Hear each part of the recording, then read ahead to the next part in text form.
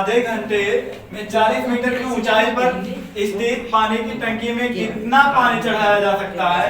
Motor की क्षमता जबकि कितना हो 80% कार्य और पृथ्वी का गुरुत्वीय त्वरण स्मॉल जी कितना हो 10 किलोग्राम प्रति मीटर स्क्वायर हो। तो सबसे पहले मुझे ज्ञात क्या करना पड़ेगा कि हमें मतलब विद्युत मोटर द्वारा कुल कितना कार्य करना पड़ेगा। कार्य अगर पता चल जाएगा तो हम निकाल देंगे इसकी वैल्यू, ठीक है। तो सबसे पहले देखते हैं हमें ज्ञात क्या है। वोल्टेज V का मान 220, ठीक है।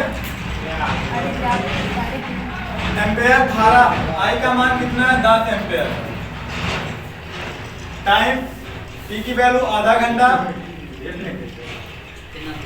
यानी आधा घंटा बराबर 30 मिनट। सेकंड में बदलेंगे तो 6 1800 सेकंड टोटल वैल्यू हो जाएगी।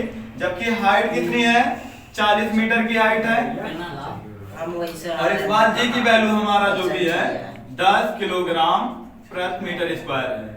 ज्ञात क्या करना है हमको ज्ञात करना है कितना पानी चढ़ाया जा सकता है। वेट ज्ञात करना है पानी का कितना होगा। तो सबसे पहले कार्य अगर पता हो जाए तो हमें मालूम चल जाएगा, क्योंकि कार्य बराबर होता है बल गुणे ऊंचाई।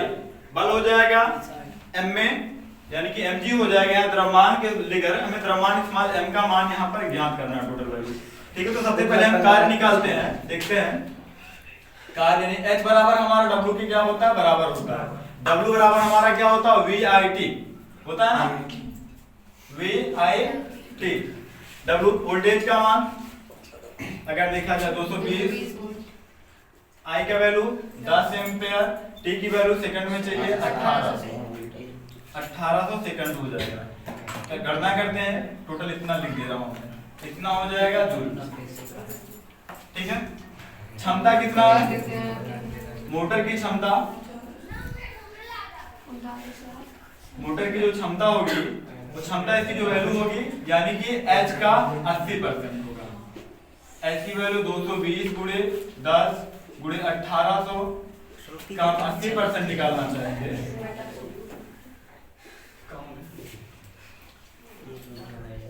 2200 गुणे 180 गुणे 8 जो भी वैल्यू आएगी मल्टीप्लाई करने के बाद लिख सकते हैं तुरंत हम क्षमता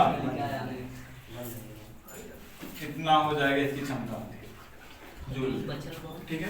ये मेरा हो जाएगा टोटल का टोटल W का मान। जबकि m की वैल्यू यानी कार्य बराबर जो हमारा होगा यहाँ से हम निकालना चाहेंगे कार्य HGH, यानी कि HG और m के पदों में निकालना चाहेंगे। तो कार्य बराबर हमारा होता है F इंटू H, बल गुणे विस्थापन होता है यहाँ से बल इंटू F इंटू D से, तो यानी कि F बराबर mg गुरुत्वीय त्वरण इंटू H के मल्टीप्लाई के बराबर होता है। स्मॉल m की वैल्यू ज्ञात करना, g का मान हमें 10 मिला, h का मान हमको मिला है 40 मीटर, m इंटू 10 इंटू 40, ठीक है, जो कि w के बराबर होगा। इक्वेशन नंबर फर्स्ट अगर इसको मैं मानूं तो इक्वेशन नंबर फर्स्ट में w का मान जो भी मिला हमें 2200 गुणे 180 गुणे 18 बराबर स्मॉल m इंटू 20 ने 10 इंटू 40 भाग में हो जाएगा। यहाँ पर कैंसल 4 से काट देते हैं अगर हम 8 है ये 4 गुना 8 18 गुना 36 या 22 गुना 44 440 18 का मल्टीप्लाई करेंगे तो 18 18 चौक 72 7 18 चौक 72 72 और 7 79 20 किलोग्राम। ये हो जाएगा हमारा स्मॉल m का वैल्यू।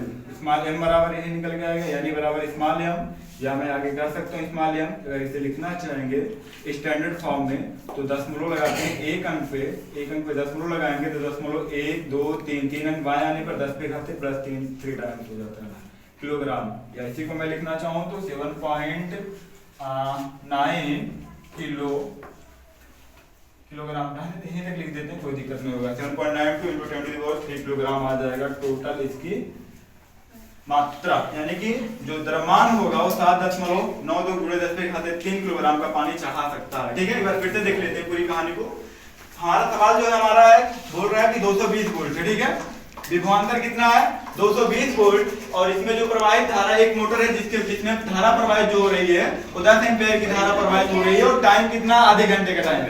आधे घंटे का टाइम का मतलब हमें जो टाइम चाहिए हमें पता है टाइम सेकंड में चाहिए। टाइम सेकंड में निकालने के लिए आधा घंटा में 30 मिनट होता है, 30 मिनट में अगर हम 60 का मल्टीप्लाई करते हैं तो सेकंड में हो जाता है, 1800 सेकंड हो जाएगा।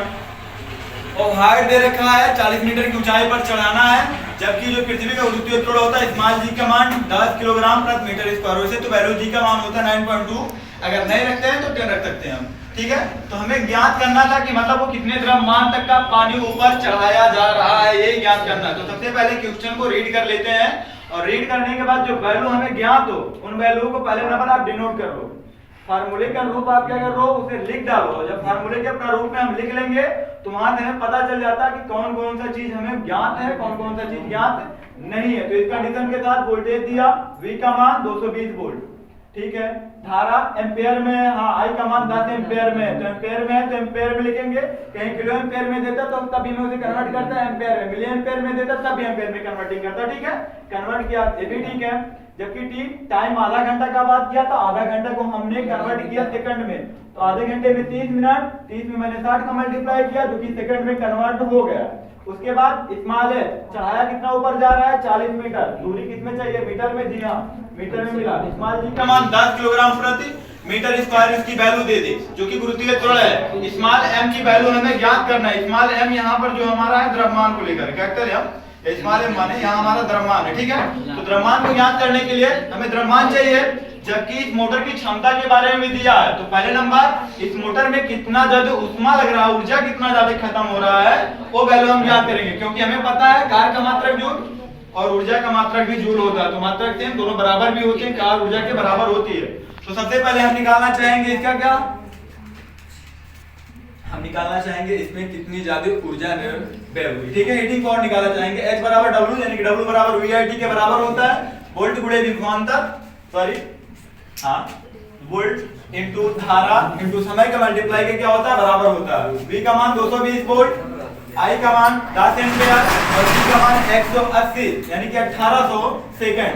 मल्टीप्लाई किया, जैसे मैं मल्टीप्लाई करके कैलकुलेट यही कर सकता हूं, अदरवाइज मैं छोड़ के आगे बढ़ूं तो कोई दिक्कत नहीं है।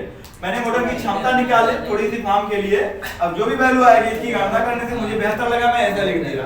एट लास्ट में मैंने गणना किया, क्योंकि मुझे पता था कि अभी लास्ट में गणना करने में कुछ ना कुछ कटेंगे, गणनाएं क्या हो जाएंगी आसान हो जाएंगी, ठीक है। जो भी वैल्यू निकल के आई इक्वेशन नंबर 5 इसको मैंने बना लिया, W के बराबर एक ऊर्जा निकल के आ गई, ठीक। फिर हमें पता है कार्य बराबर होता है बल गुणे हाइट, यानी बल गुणे विस्थापन होता है, तो बल बराबर होता है mgh, यानी कि W का जो मान होता है द्रव्यमान गुणे गुरुत्वीय त्वरण गुणे हाइट के क्या होती है बराबर होता है, ठीक है। ऊपर की तरफ अगर लगाया जाता है और पॉजिटिविटी ली जाती है इसकी मान, तो हमने वैल्यू रखा, m का मान ज्ञात नहीं है, g का मान हमें पता था 10, हमने 10 रखा, h का मान 40 मीटर में था, तो w का मान मुझे इक्वेशन नंबर 5 से बायां पक्ष बराबर होगा, तो बायां पक्ष दोनों के बराबर होंगे तो दाएं पक्ष भी क्या होंगे बराबर होंगे। तो दाएं पक्ष में वैल्यू ये आई थी, तो ये वैल्यू किसके वैल्यू के बराबर होगी, यानी कि जो वैल्यू ये आएगी ये वैल्यू हमारा mgh के बराबर होगा। तो मैंने इस वैल्यू में पुटअप की वैल्यू, g के वैल्यू को रखा 10, h की वैल्यू मैंने 40 रखा, 10 40 रखा, तो मुझे पता है यहाँ गुणे में आएंगे भाग में हो जाएंगे, तो हमने कैंसिल कर दिया, 0 से 0 कैंसिल किया, एक 0 से यहाँ से 0 कैंसिल कर दिया, और 4 से 8 में मैंने भाग दी थी, तो हो गया 18, यानी 18 का मैंने इसमें 2 का मल्टीप्लाई कर दिया, 22 44 440 हो गया, और 440 में हमने 18 का मल्टीप्लाई किया तो 79 किलोग्राम आया। 79 किलोग्राम में को हमने क्या किया स्टैंडर्ड फॉर्म में लिख दिया, तो जो वैल्यू निकल के आएगी 7.92 into 10⁻³ किलोग्राम निकल के आ जाती है, ये आंसर निकल के आ जाता है। अतः क्या होगा, यानी कि 7.9×10⁻³ किलोग्राम पानी मोटर द्वारा ऊपर 40 मीटर की ऊंचाई तक चढ़ाया जा सकता है, ठीक है।